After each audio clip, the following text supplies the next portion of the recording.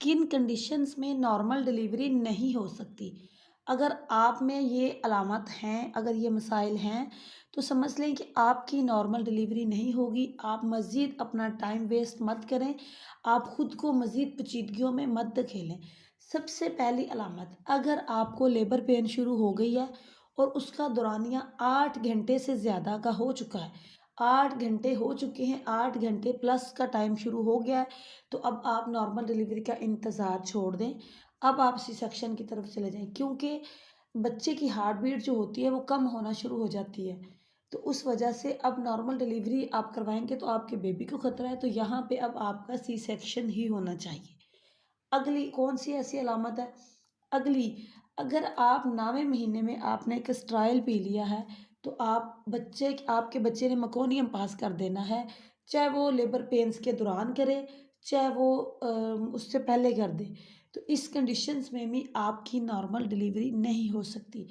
इसके अलावा अगर आपका बच्चा ट्रांसफ़र है, आपने अल्ट्रासाउंड करवाया है, आपके बच्चे की जो कंडीशंस है, जो आपके बच्चे की सूरत-ए-हाल है, पोज़ीशन है जो, वो अगर ट्रांसफ़र है, सीधा नहीं है, मतलब कि बच्चे का अमूमन जब बच्चा सीधा होता है तो उसका जो हेड होता है वो नीचे की तरफ होता है।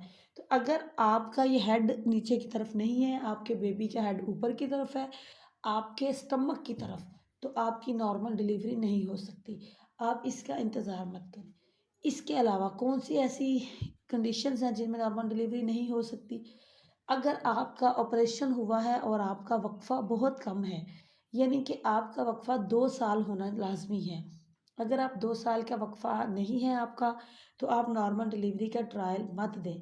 अगर आपने ट्रायल नॉर्मल डिलीवरी का देना भी है, तो फिर आप इस हिसाब से कि आप बग़ैर मेडिसिन्स के, यानी कि आपकी यूट्रस बेबी एक्सपेल करे। खुद ब खुद आपको दर्दें लगें, बग़ैर मेडिसिन के अगर आपको दर्दें लग रही हैं, तो फिर आपकी नॉर्मल डिलीवरी होगी, वो भी आप उसमें भी आप इंतज़ार करेंगे।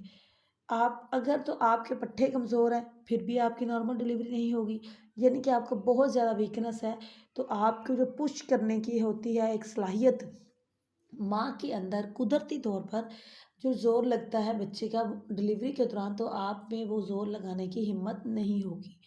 इसके अलावा अगर तो आपको खून की कमी है, तो आपकी नॉर्मल डिलीवरी मुश्किल है कि आपकी नॉर्मल डिलीवरी हो। तो सबसे पहले यही चीज़ है कि आपको लेबर के दौरान आप चेकअप करवा लें कि खून की कमी क्या-क्या पेचीदगियाँ हैं।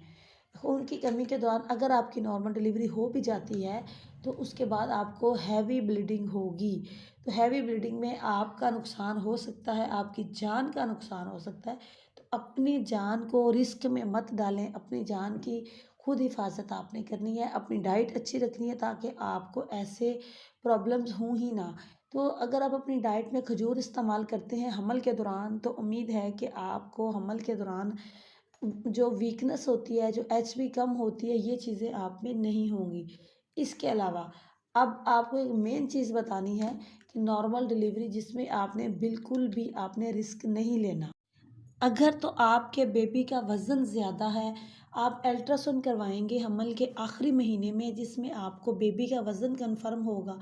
अगर आपके बच्चे का वज़न ज़्यादा है तो आप नॉर्मल डिलीवरी नहीं करवाएँगे, क्योंकि इसमें आपकी वजाइना की शेप बहुत ज़्यादा ख़राब होती है और साथ में आपकी डबल टीयर आ सकते हैं, साथ में आपके बच्चे की वो जो वीकनेस की वजह से, फँसने की वजह से आपके बच्चे में अबनॉर्मलिटी या कोई प्रॉब्लम आ सकती है। फॉर एग्ज़ाम्पल उनकी आँखों का प्रॉब्लम हो सकता है, उनके दिमाग में वो सोज़िश वग़ैरह आने की वजह से बच्चा आपका जान से भी जा सकता है।